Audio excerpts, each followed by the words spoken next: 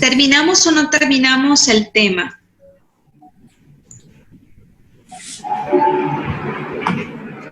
Creo que todavía no terminamos, nos hacía falta el ciclo hemodinámico y auscultatorio, o el hemodinámico nada más. Terminamos de ver en sí lo que era potencial de acción, si vimos todo el gráfico, ¿no? ¿O no lo terminamos de explicar? No, creo que nos quedamos en la mitad. Ok, está bien. Bueno, ya de ahí en adelante entonces para no perdernos. Y como quiera, como les digo, ya definitivamente lo que empecé a hacer el día de hoy es anotar cada grupo y hasta dónde vi para que no nos vaya a retrasar y sobre todo que a mí no se me vayan a pasar cosas que quiera que recuerden.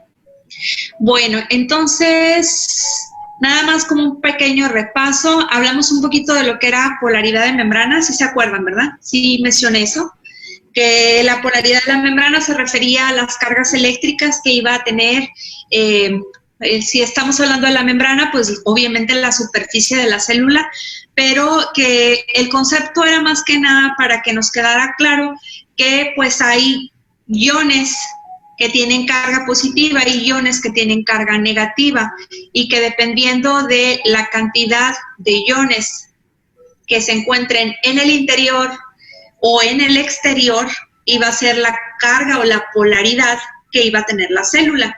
Y platicábamos que de forma normal vamos a encontrar que nuestra célula miocárdica va a tener en el interior aniones proteicos que tienen carga negativa y que no pueden penetrar la barrera de la membrana, por lo tanto no pueden salir al exterior, siempre están dentro de la célula esos aniones y están acompañados de iones con carga positiva, que en este caso es el sodio.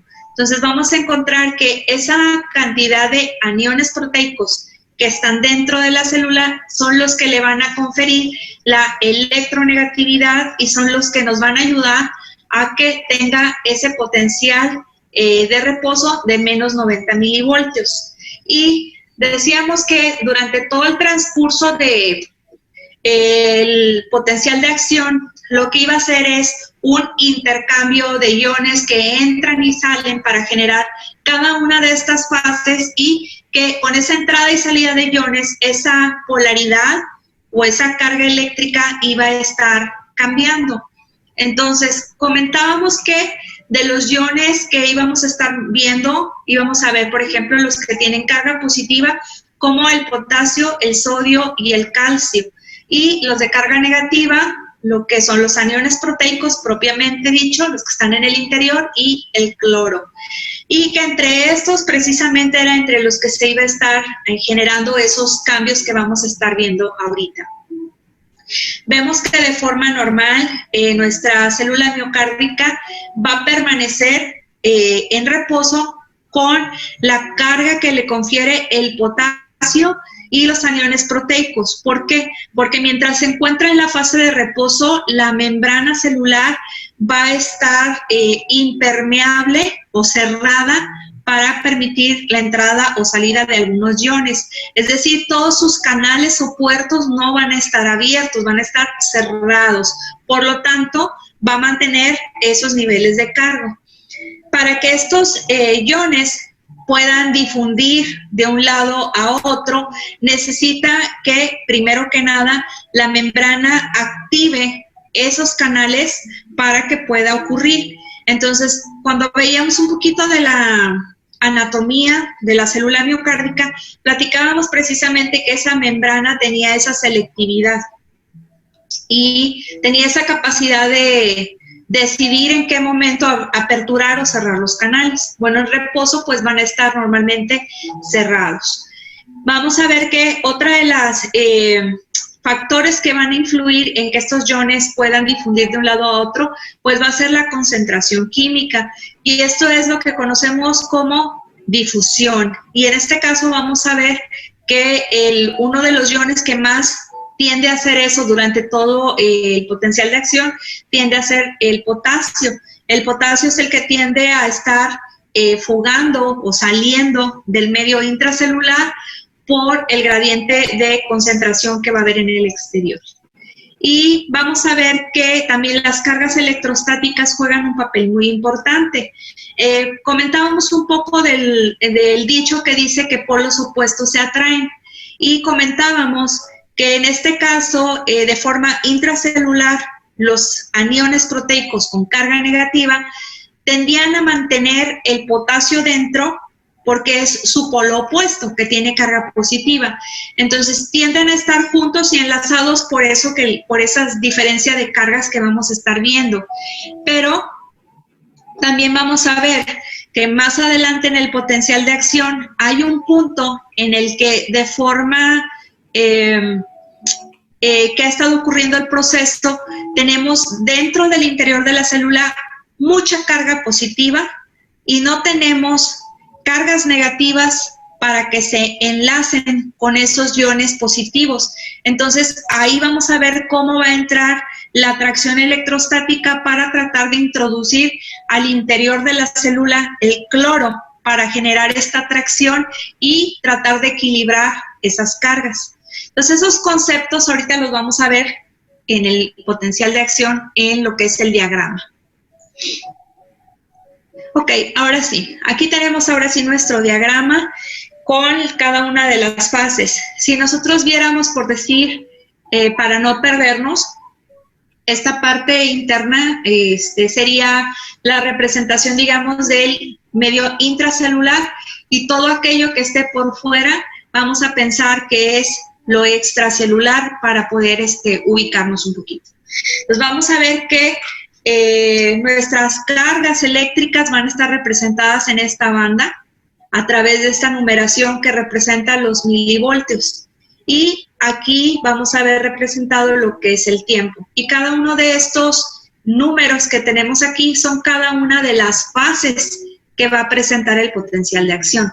Entonces vamos a ver varias cosas. Vamos a iniciar primero recordando que nuestra célula miocárdica tiene en su interior, como ya bien dijimos muchas veces, los aniones proteicos y el potasio, y que esos aniones proteicos son los que le van a dar su electronegatividad, es decir, son los que van a ayudar a que su polaridad se mantenga en menos 90 milivoltios, y eso es normal, eso es lo que vamos a encontrar cuando nuestra célula miocárdica se encuentra en la fase de reposo, ¿ok?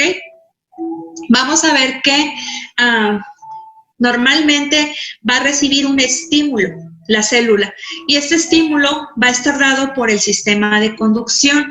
En este caso, por, digamos, el nodo sinusal va a enviar su impulso eléctrico que va a llegar a la célula miocárdica, y una vez que llega, lo que va a hacer la célula es despolarizarse, es decir, va a cambiar su polaridad de ser negativa, como en este caso de menos 90, hacia un valor positivo. Va a subir su voltaje hacia normalmente lo que son más 20 o 30 milivoltios. Y esto va a ocurrir en la fase 0. Ahora, una vez que recibe el impulso, ¿cómo es que el voltaje va a cambiar la polaridad de negativo a positivo? Va a cambiar porque para que esto ocurra, lo que va a hacer la apertura de los canales de sodio. Entonces, ¿qué es lo que va a hacer? Va a generar, digamos, un desequilibrio en los iones, es decir, adentro ahorita tenemos una cantidad de aniones negativos, que son los aniones proteicos, y tenemos una cantidad de iones positivos, que es el potasio. Abre los canales de sodio y entonces, ¿qué pasa? Entran más iones positivos. Entonces, ya estamos sumando los iones del potasio más los iones del sodio que tienen carga positiva, y eso es lo que va a hacer, en primer lugar, que mi polaridad cambie hacia un valor positivo, ¿ok? Y eso es lo que va a ocurrir en la fase 0. Ok, entonces ya se invirtió la polaridad y ya llegamos a un valor positivo, ya estamos entre los más 20, más 30, ¿y qué va a ocurrir? Inicia la fase 1. Cuando inicia la fase 1, nosotros vamos a ver, primero que nada, que la línea que representa la fase 1 tiene cierto grado de inclinación, y ¿qué está haciendo? Desciende, está bajando. Entonces, esto quiere decir que en la fase 1, la polaridad que alcanzó positiva de más 30 está haciéndose negativa, está bajando, pero no llega hasta el menos 90, sin embargo, está bajando. ¿Por qué está ocurriendo esto?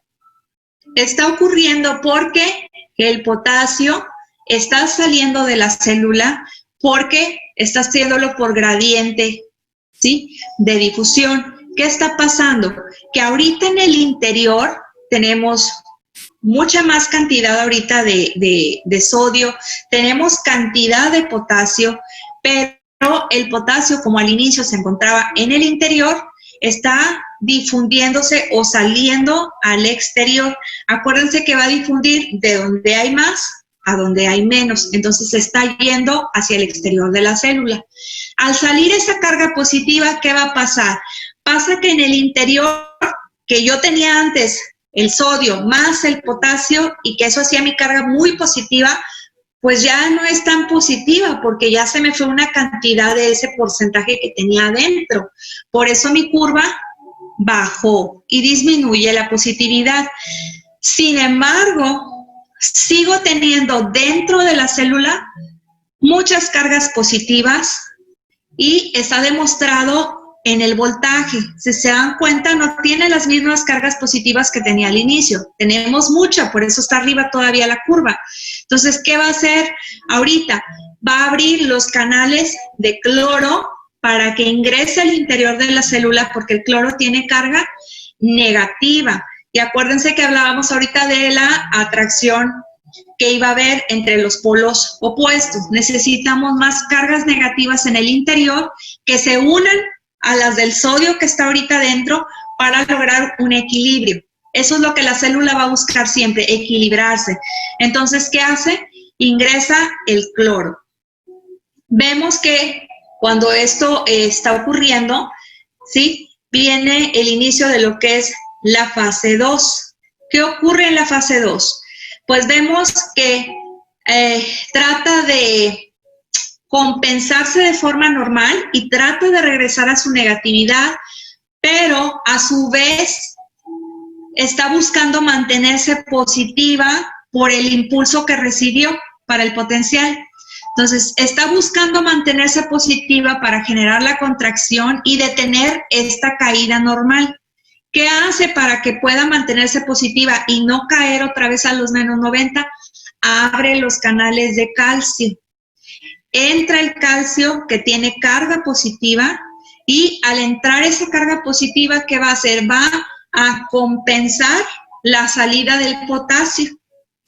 Al compensar ese nivel, ocurre que la línea queda un poquito más horizontal que la fase 1. Se fijan cómo en lugar de ir en picada, como que se hace más plana.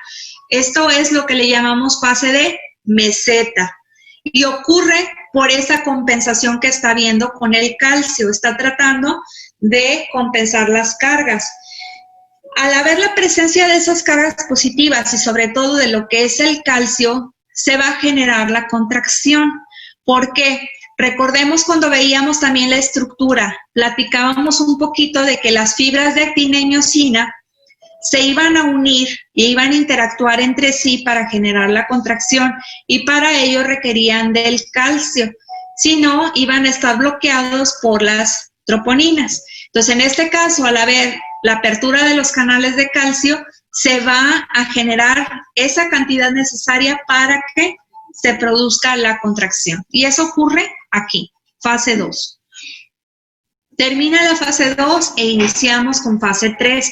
Si nos damos cuenta, esta curva o esta línea comienza a caer en picada, comienza a caer y prácticamente llega nuevamente hasta los menos 90 milivoltios.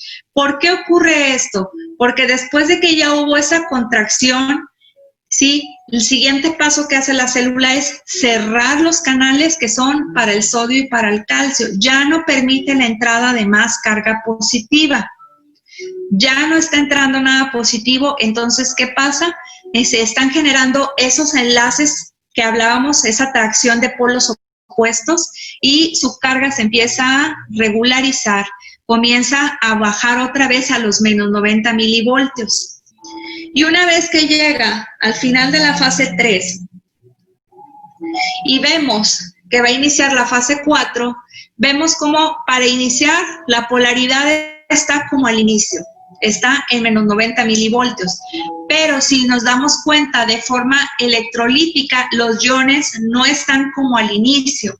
¿Por qué? Porque todo el tiempo el potasio que estaba adentro, ¿qué hizo? Estuvo saliendo al espacio extracelular, se estuvo difundiendo por gradiente. Entonces, ¿qué ocurre adentro?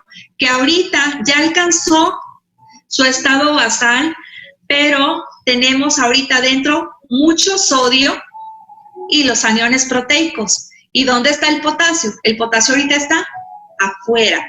Y como eso no es normal, eso no es el equilibrio normal que la célula debe tener, ¿qué hace? Durante la misma fase 4, la fase final, activa la bomba de sodio-potasio y lo va a hacer con producción de energía a través de las mitocondrias que platicábamos que tiene. Activa la bomba de sodio-potasio y entonces se genera ese intercambio de iones.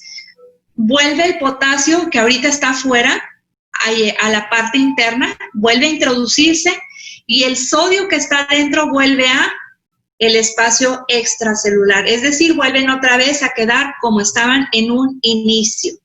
Cuando eso termina de ocurrir, es cuando ahora sí la célula se ha recuperado de forma eléctrica y de forma electrolítica. Es decir, ya está con su potencial otra vez de reposo, que son los menos 90 milivoltios, y ya están los iones también como deberían de estar, igual que al inicio. Y así es como termina el potencial de acción para estar listo para volver a iniciar. Ahora, vamos a ver que si nosotros lo relacionamos al ciclo cardíaco, recordamos que durante la sístole, pues es el periodo de contracción, es el periodo de eyección, ¿verdad? Donde vamos a expulsar el volumen sanguíneo. Y la fase de diástole, que es nuestra fase de relajación, es la fase donde se va a generar el llenado de los ventrículos. Entonces, si nosotros vemos, por ejemplo, aquí el potencial de acción, pues ya deducimos que precisamente esta fase del potencial de acción, donde se genera esa subida, es lo que nos va a representar la fase de la contracción isovolumétrica y el periodo de eyección, que es donde propiamente ocurre la expulsión o contracción, y luego representaríamos lo que sería nuestra fase de relajación isovolumétrica para empezar nuevamente mi periodo de diástole, ¿sí? Entonces, así es como debemos de tratar de relacionar ahorita nuestro potencial de acción con sístole y diástole. Entonces, vamos a ver que otra cosa importante que me está señalando este diagrama o esquema del potencial de acción es que si nosotros vemos aquí, hay dos valores y aquí tenemos un señalamiento sobre el menos 60.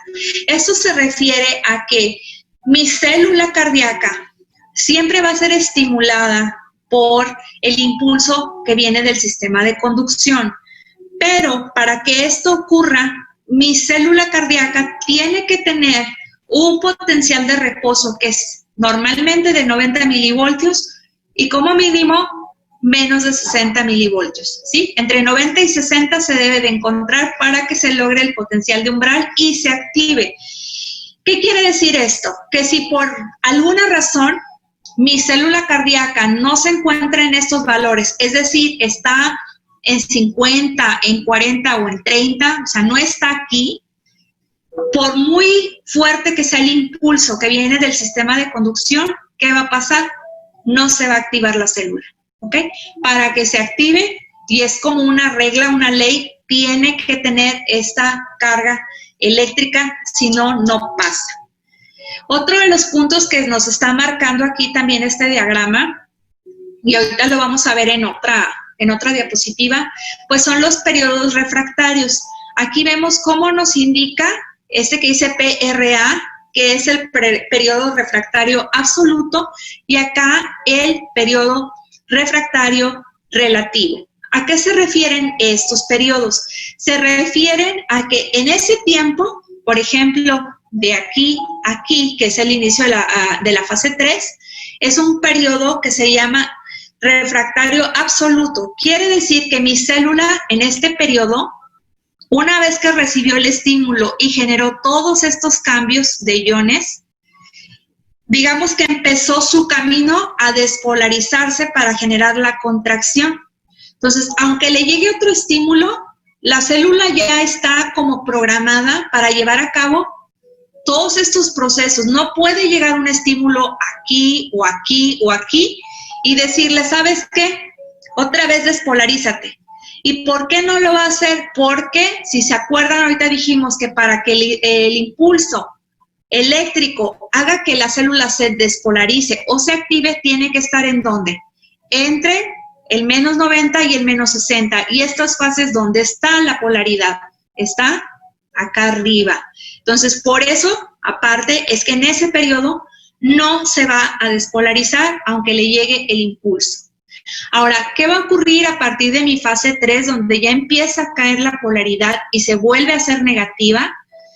Se llama refractario relativo. Quiere decir que de forma normal no se va a despolarizar. De forma normal va a continuar su trayecto a volver a la polaridad que tenía en un inicio y repetir el ciclo constantemente.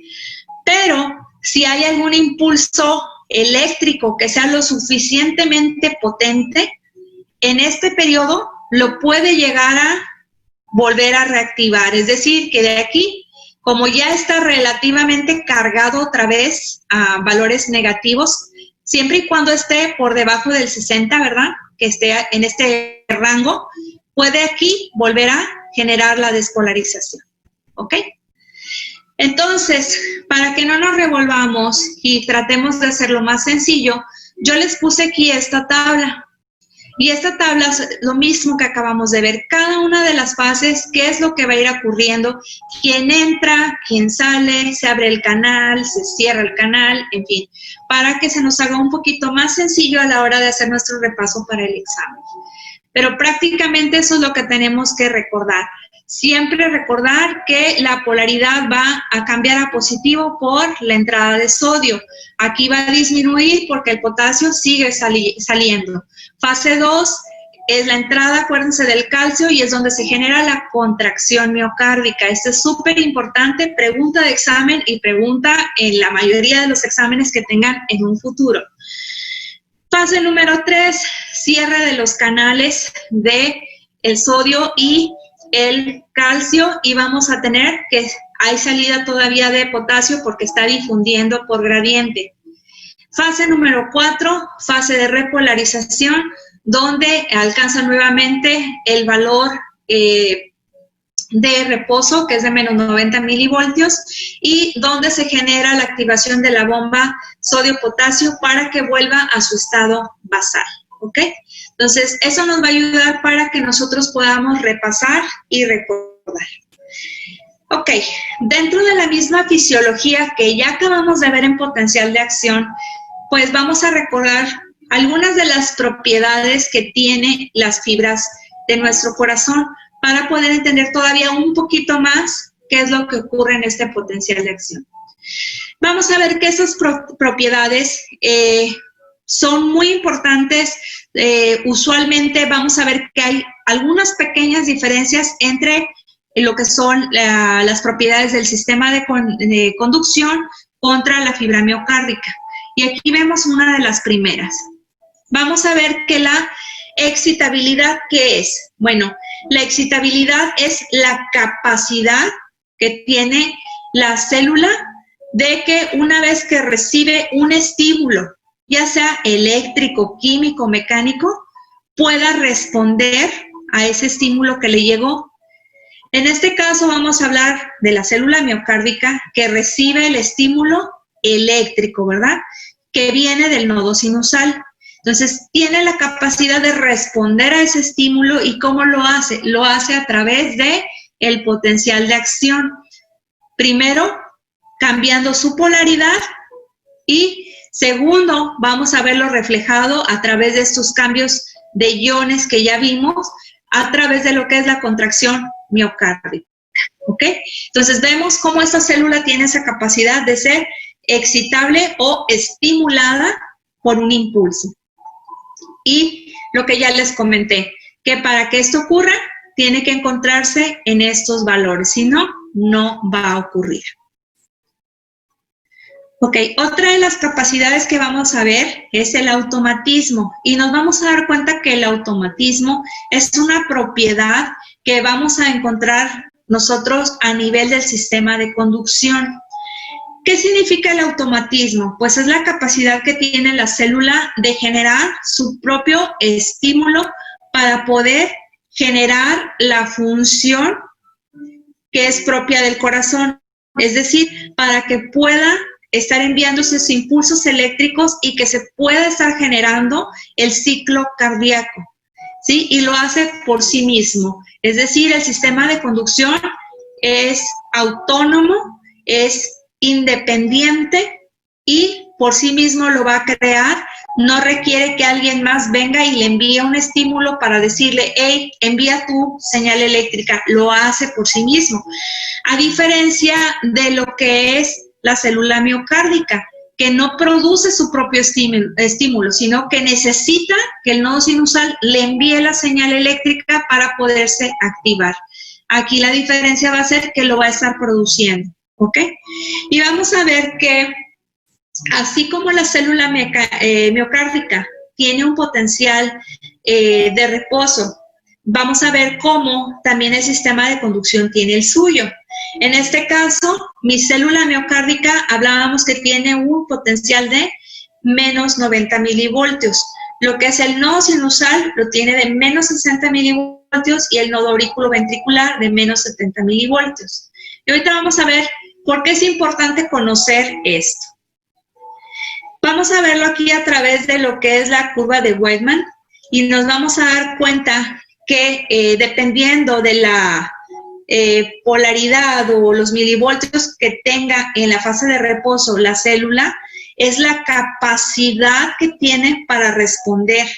Vamos a ver que, por ejemplo, si vemos en este esquema, la célula miocárdica, estamos hablando que tiene alrededor de 90 o de menos 90 milivoltios, ¿qué va a ocurrir con su capacidad de respuesta? Una vez que recibe el estímulo eléctrico, va a demorar su respuesta aproximadamente, si nos vamos hasta la parte alta,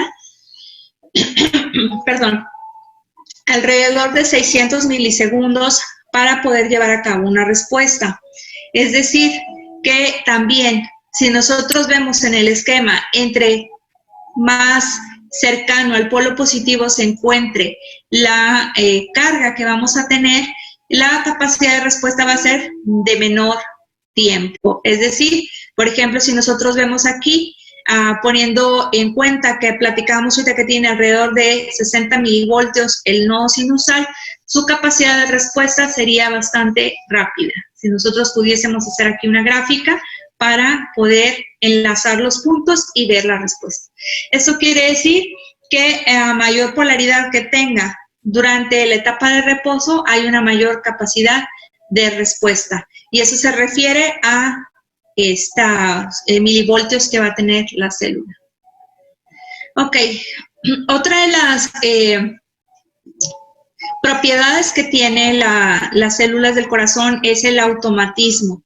Entonces, dentro de este mismo automatismo, comentábamos la clase de anatomía, comentábamos un poquito sobre el sistema de conducción. Decíamos que en su trayecto, después del nodo sinusal, iba a haber diferentes haces internodales que se iban a encargar de llevar esa carga eléctrica hacia la zona de los ventrículos, de las aurículas, y que después de ahí, de las aurículas, iba a enviar ese impulso hacia lo que es nuestro nodo auriculoventricular y posteriormente al haz de His y a sus ramas derecha e izquierda a través de las fibras de Purkinje.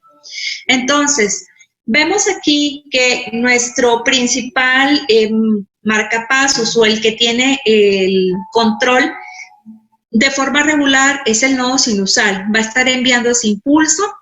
Una vez que viaja a través de los haces internodales y llega al nodo AB, va a sufrir un retraso fisiológico. Es decir, el tiempo que tarda en recorrer aquí más el tiempo que va a tardar en recorrer la estructura del nodo AB, van a generar un retraso en el impulso que salió del sinusal hacia los ventrículos. ¿Para qué es este retraso? Es un retraso fisiológico que se da para que una vez que el impulso que salió del nodo sinusal dé tiempo a que llegue a las aurículas y las aurículas que hagan, se contraigan y puedan vaciar completamente su contenido hacia los ventrículos. Entonces, en este retraso que está teniendo aquí, se terminan de llenar los ventrículos, terminan su fase de diástole. De tal manera que cuando el impulso eléctrico sale del nodo AB y empieza a recorrer el haz de His y las ramas, ya están mis ventrículos listos para iniciar su fase de sístole y poderse contraer y expulsar la sangre. Para eso es que ocurre este retraso fisiológico en la transmisión del impulso.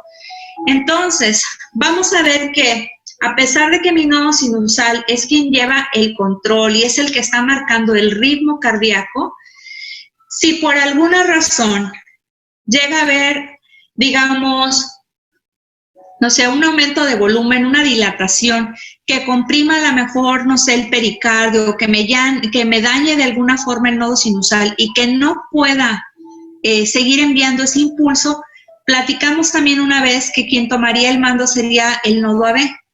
Y entonces él se encargaría de continuar enviando ese impulso. Y que si ocurría lo mismo a nivel del nodo AB, lo iba a seguir haciendo a través del sistema de las fibras de Purkinje para tratar de mantener como un mecanismo de asegurar que continúe el ciclo cardíaco, lo va a tomar el mando. Pero también platicábamos que de acuerdo a la porción donde ocurra el bloqueo y a partir de donde se genere el impulso, iba a haber afectación en cuanto a la frecuencia. Y esto va a ser por las frecuencias de descarga. Vemos que el nodo sinusal tiene una frecuencia de descarga del impulso que va de 60 a 100. El nodo AB tiene una frecuencia de descarga de 40 a 60 y las fibras de Purkinje de 20 a 40. Entonces, ese es un mecanismo que tiene para protegerse y tratar de preservar que se siga habiendo el ciclo cardíaco, que no se detenga. Sin embargo, con esto ya nos podemos dar cuenta que si por alguna razón las fibras de Purkinje toman el mando, vamos a tener una bradicardia totalmente catastrófica, muy, muy baja, y que obviamente, como también vamos a ver más adelante, ¿verdad? Pues nos va a generar otro tipo de complicaciones. Entonces es importante conocerlo por esa razón. Ok. Ahora, también en relación a lo mismo, pues tenemos lo que es la propiedad de conducción. Tiene la capacidad de ser un tejido especial que puede conducir el impulso eléctrico. Y este impulso no va a cambiar la intensidad con la que fue enviado. Es decir, aún y cuando tenga que recorrer todo el trayecto largo, desde el nodo sinusal hasta la última fibra de Purkinje, la misma intensidad con la que salió del nodo sinusal va a mantenerla durante todo el trayecto, no va a cambiar. Lo que sí va a cambiar es la velocidad con la que se va a transmitir el impulso. Ese sí cambia, pero la intensidad de la carga eléctrica, esa no varía. Esa va a ser igual, todo el trayecto. Y vamos a ver cómo aquí, por ejemplo, a nivel de la aurícula, el tiempo de conducción va a ser alrededor de 1 metro por segundo. A este nivel de lo que es el nodo AB, va a variar, va a ser de aproximadamente 20 centímetros por segundo. Y luego vamos a ver cómo ya a nivel ventricular va a cambiar a 3 metros por segundo. Y vamos a ver que todos esos cambios de las velocidades que estamos viendo, pues tienen relación con lo que platicábamos ahorita, de que tiene que haber un cierto retraso fisiológico entre las aurículas y los ventrículos para que pueda ocurrir el ciclo cardíaco. Aquí vemos nuevamente la gráfica del potencial de acción y donde vemos un poquito más ya lo que les platicaba ahorita de los periodos refractarios. Vamos a ver que en este tiempo, como les decía, es una fase o un periodo en el cual tiene que cumplir ciertas reglas para que se pueda volver a despolarizar. Y si no las cumple, no va a ocurrir.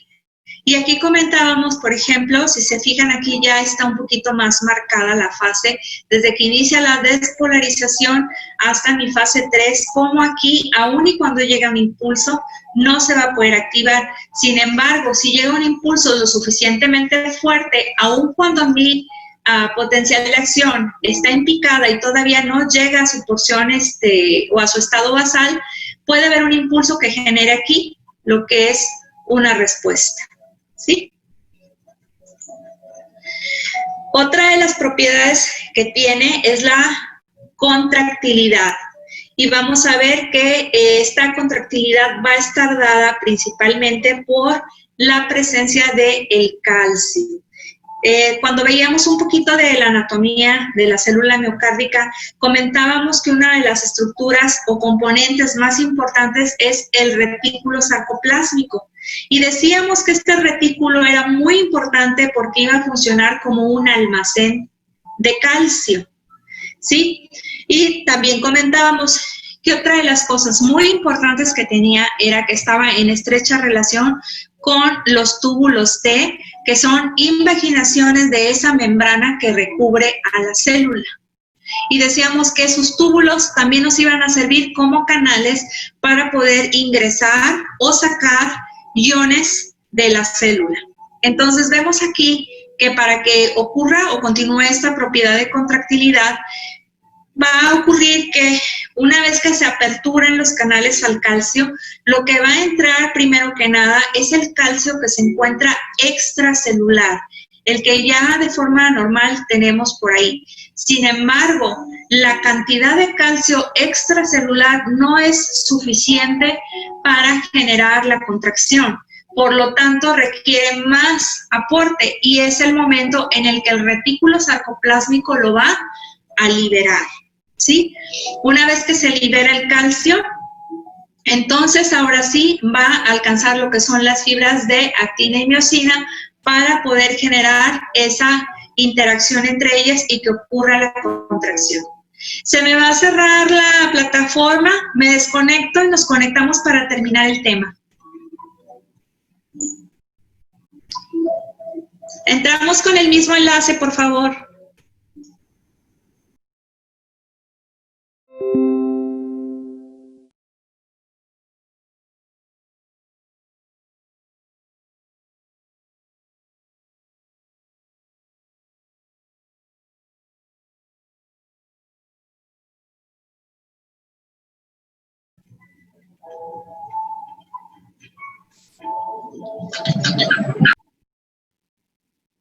Listo, mande.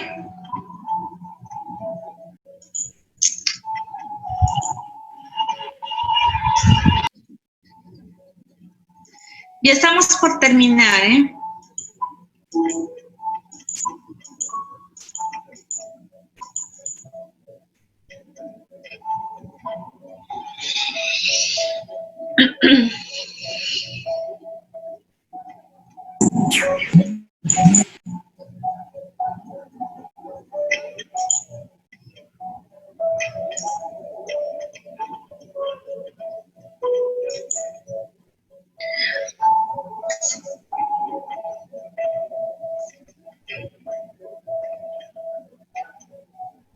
Ok, creo que ya estamos todos de regreso.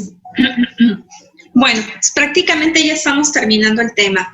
Entonces hablábamos que esta propiedad está basada principalmente en lo que es la presencia del calcio y les comentaba ahorita que el calcio extracelular, las cantidades que se encuentran no son suficientes para generar la contracción. Se requiere todavía mayor cantidad de calcio para que esto ocurra. Entonces, en ese momento es cuando el retículo sarcoplásmico libera esa cantidad extra de calcio que se requiere para que pueda alcanzar las fibras de actina y miosina y se pueda llevar ese desbloqueo que está generado por las troponinas y que puedan interactuar ahora sí entre ellas, lo que son las fibras entre una y otra y generar lo que es la contracción.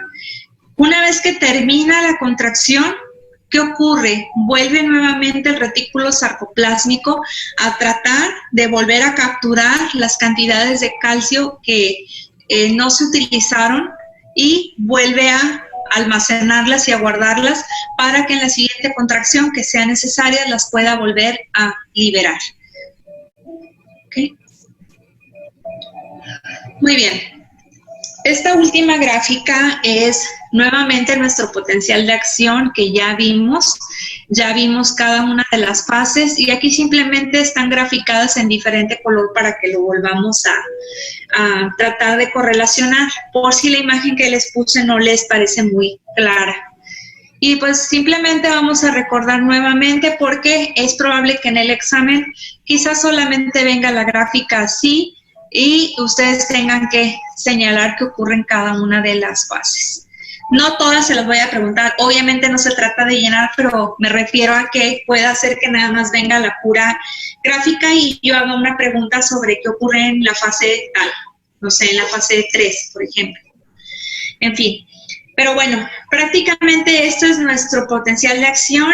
Como les comentaba, la correlación que debemos de tener es sobre lo que ocurre en el ciclo cardíaco.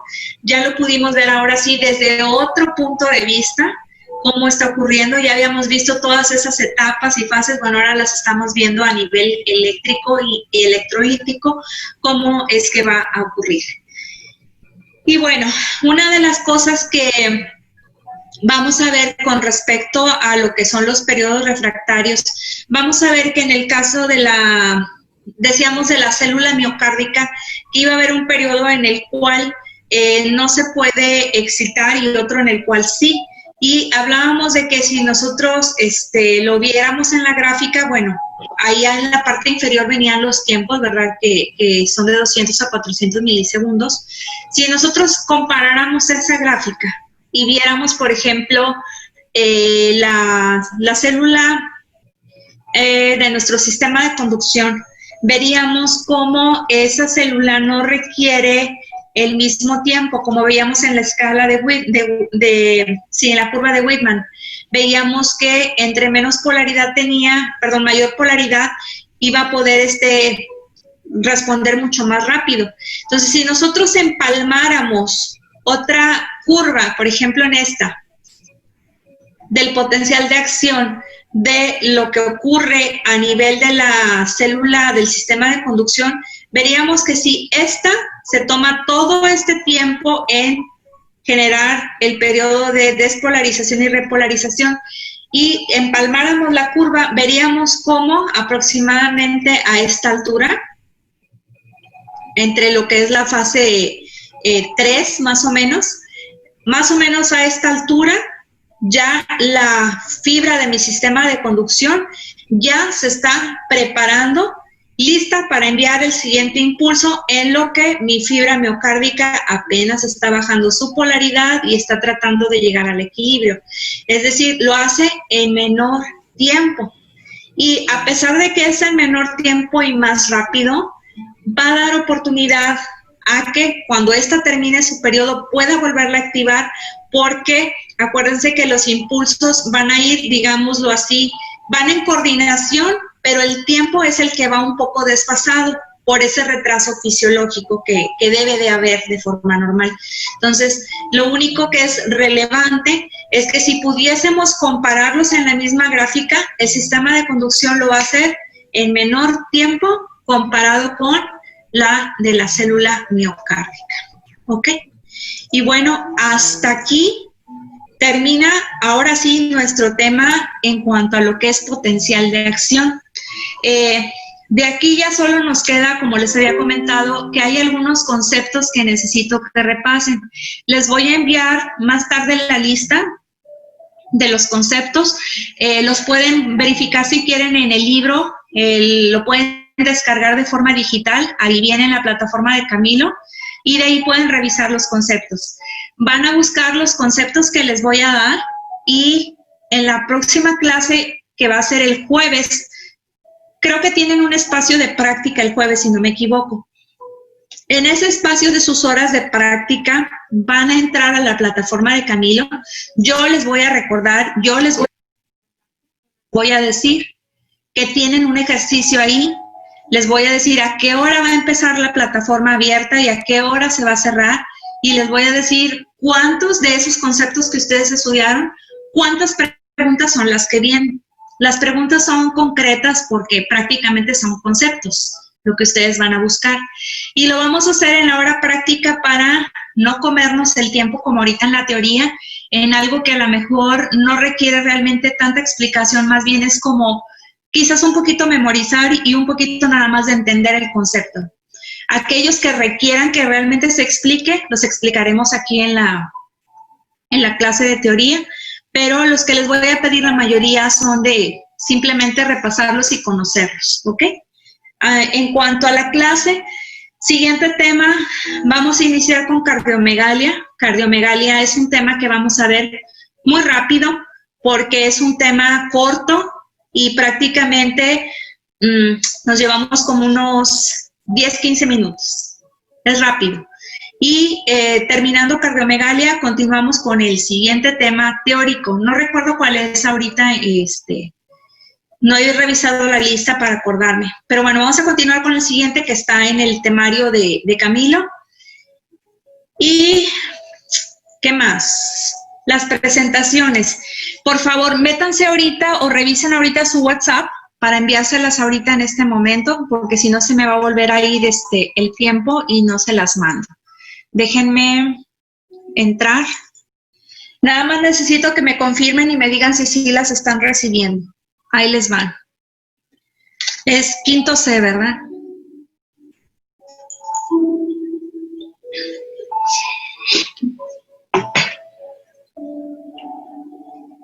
Nada más dejen que se abra porque mi computadora es media lenta.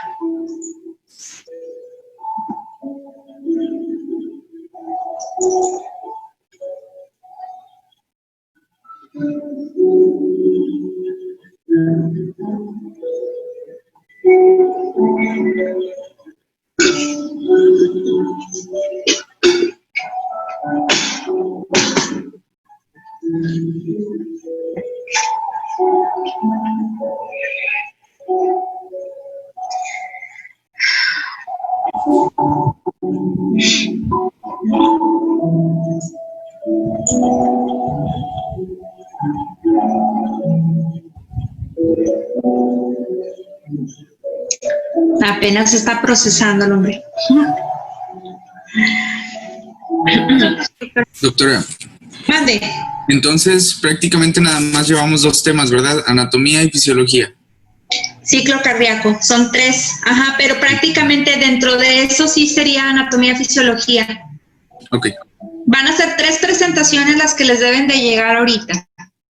Nada más denme chance de que de verdad que está pero súper pésima. Ya es su computadora nueva. Ya me urge. No sé si en el caso de ustedes les pase sí que la compran súper bien, pero claro que entre más la vamos llenando y todo, ¿verdad? Llega un momento en el que ya no es suficiente. Yo estoy en esa etapa, ya la mía ya no. Ok, quinto C, aquí estoy ya en la ventana de ustedes. Nada más me confirman ahorita, estoy cargando el documento. Bueno, intentando cargarlo. Ok, ahí va.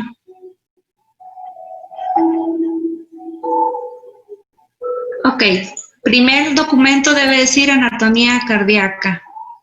Y, a ver, ahí va. Ahí ya se debe estar cargando.